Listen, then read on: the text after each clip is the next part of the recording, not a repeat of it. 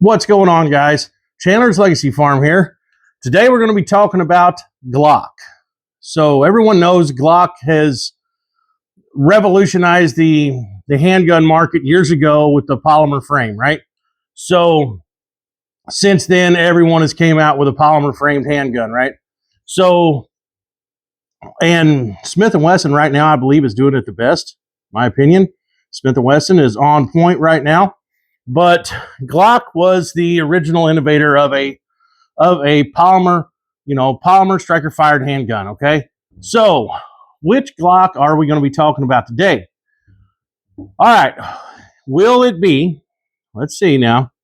Which Glock are we going to talk about today? Are we going to talk about the Glock 22? Are we going to talk about Glock 22 Gen 3? Are we going to talk about it? Because this thing has rode on the sides of many police officers. This is a police officer handgun. This was actually, I bought this from a friend of mine, and that friend of mine, his uncle actually carried this on duty. This was his duty pistol. So, are we going to talk about this one? No, we're not. Are we going to talk about the Glock 23? All these handguns have been safety checked, by the way. We're going to talk about my Glock 23. Are we? No, we're not going to talk about a Glock 23 either in 40 cal. Not going to happen. So that's two 40 cal pistols, right? Are we going to talk about a Glock 17? Glock 17, great handgun, 9mm, 17 round capacity. This is a Gen 4 model, flat dark earth, beautiful pistol. We going to talk about that today? No, we're not. All right, what else we got? The baby Glock, Glock 26, the smallest at the time. Whenever they came out, this was a very popular concealed carry handgun for Glock whenever they first came out. Very popular. I still carry this one today. Quite a bit. Actually, it is still in my rotation. I love this little short, fat baby Glock. Are we going to talk about a newer iteration, the Glock 48? 10 rounds, great handgun. This is one of the originals that first came out because it does have the stainless slide. We're going to talk about this? No, we're not going to talk about this one either. We're not. So I know it's taken me a while to get to the point here, but there is a point, all right? What about this? My hunting firearm from Glock. Huh? My Glock Model 40 in 10mm, 6-inch barrel. We're going to talk about that? Probably not. Probably not. We're not going to talk about it, although that is a beast. I'm just saying, that is a beast. We're going to talk about it? No. This is the Glock we're going to talk about. One of the originals. Right here. That is the Glock we're going to be talking about today. I know it took me 3 minutes to get to the point. Guess what? It is what it is, guys. So, this is it. The Glock field knife. Now, this is not the 78 like everybody else. Everybody likes the 78 the best because it does not have the saw teeth on the back that are useless. This one is the 81 that does have the saw teeth. But let's see. They're dedicated to perfection, driven by the pursuit of perfection. All right. Glock.com. There we go, guys. That's what it looks like. It just came in a clamshell package. That's what we got. It's the Glock with the saw. Glock field knife BFG with saw. Okay, I've already opened this thing. I've done a short on it. All right, it says Glock Perfection. Let's get into this thing. Like I said, I already opened it the other day. So there's your package, clamshell package. Woohoo! All right, guys. The blade locks into the sheath with this little tab right here. So you can hear it click right there. So you have to push out on that with your thumb to expose the blade. These are used in the Austrian military and probably used in other militaries also, if I had my guess. But I know this is made in Austria, and it has a pretty good made sheath. I'm not complaining much about the sheath. I like this little option here. You can just clip it over your belt loop, or you can put this. You can slide this over, and then it goes together. Then it's one solid loop, and it can't fall off of whatever you're putting it onto. So that's pretty neat. I can get this thing back apart. I like to leave it like this so I can just clip it on whatever I want to clip it onto, right? Instead of having to run it through my belt. The knife Does have some rattle. Got a giant drainage hole in the bottom, so that's awesome. You can get these in black, flat dark earth, gray, and this one is the army green. I went with army green. I really like army green. This is a great army green color too. Great color. It does have a hole for a lanyard, but I don't know. I don't think I can. I don't know if that's actually a lanyard hole or not, because I can't see through it. So I don't know what the hell that is. But it's all polymer. The handle is made out of polymer, just like the handguns. It's the same polymer that is used in the handguns. So here we go. It is a carbon steel blade, and I think it's on par with 1095, maybe 1075. I don't remember exactly, guys. It's hard to find any real detail on these blades. Let's see if it says anything about their hardness, Rockwell hardness. It doesn't say anything on it. Yeah, I don't really know what the hardness of the blade is either. They're really vague about details and specs on this blade. But it was 34 or 36 bucks on Amazon, and mine came with a tip that is very dull, and the whole blade came very dull. I had to put this in my Zarlik sharpener, and I had to sharpen the shit out of it. It would barely cut paper in just a couple of places. It would barely cut paper. But that's what we're looking at, guys. Clip point blade. I think it's a 6-inch blade, I think. Pretty sure it's a 6-inch blade. No, 6.5-inch blade. My bad. Overall on the blade is like 11.25.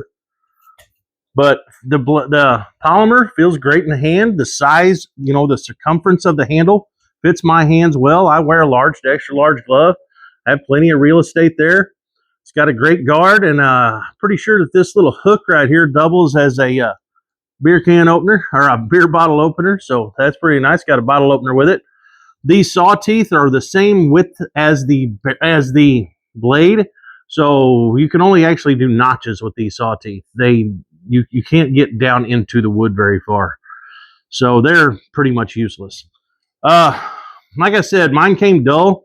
I had to sharpen it. I had to it took me a while to get almost a mirror finish, on this blade and make it sharp. And it's still not perfect, but it's sharp enough. It'll do what I want to do. I will do a Firecraft with this, I believe. I love the finish on it. The finish is nice and kind of a shiny black. I don't know. I really like it. But there will be a Firecraft coming out with this from this blade. I will do a Firecraft with it. All in all, it's just a nice, small, skinny package, so it doesn't take up much room. It is ambidextrous. You can put it in the sheath right-handed or left-handed, so that's pretty cool. Right-handed or left-handed, doesn't matter. It clicks in really tight either way. It just has some rattle. And pretty nice blade for $34. Now, if it was me, and if I had this one in the cart on Amazon, this will be in the Amazon affiliate links too, by the way. But if I had this one in the cart and I had the Cold Steel SRK in the cart in the SK5 steel, I think it's $42 and this one's $36. I think I would spring the extra few dollars and just get the Cold Steel. That's just my opinion. I like the Cold Steel better than this. It is just a few bucks more, but I think it's worth it. I have not seen a Cold Steel SRK come out of the factory that was not pretty well screaming sharp. Like I said, this one came damn near dull as a butter knife, and it took some work to get it to where it is now. So if you do not have the means to something like my Zarlik Gen 2 to really sharpen a blade, it might not be real easy to get it like you want it. You know what I'm saying? So luckily I do have that, and I was able to fix the issue with this blade when I got it, but it damn sure did not come very sharp, and the tip is still dull. It doesn't have a very sharp tip at all, and I've read some of the reviews on this blade, and they say some of them come sharp, some of them don't. Some of them come with a pretty good tip. Some of them are pretty dubbed off. So yeah, I don't think the quality control from Glock with these blades are the best, because I hear different things back and forth about this blade, whether it comes sharp or not, and whether it comes with a sharp tip or not. But the consistency, there's one consistent thing with this blade is they're tough. I mean, they're tough. Everyone says they are a very tough blade. They can definitely take a beating. Uh, they're made well. It's just some of them come sharp, some of them don't. The finish is done, like I said, very nice on this one. I really like the knife. I just wish it would have came sharp, but it is only 36 bucks. And if you want something that you're guaranteed probably going to come pretty well screaming sharp, spring a couple more bucks and get the SRK. But this is pretty neat to have. Like I said, I will do a firecraft with this thing. It may strike a fire steel off of these teeth, but I don't know how well that's even going to work. I've never tried to strike a fire steel off of anything that has a saw pattern like that, but we'll try it. I mean, it's sharp, but I don't know if it'll strike or not. I don't know, guys. There's no other spot on it where it really, right here, it's pretty sharp, and that's just because of where I got a little wild with the sharpener down on the edge. But it's pretty sharp right in there at the base, just barely off of the cutting edge. So I know I could strike a fire steel right there if I had to. But like I said, I will do a firecraft. We'll see how this thing works. We'll see how good it feathers. It's got like a saber grind up to a clip point on the end with them saw teeth.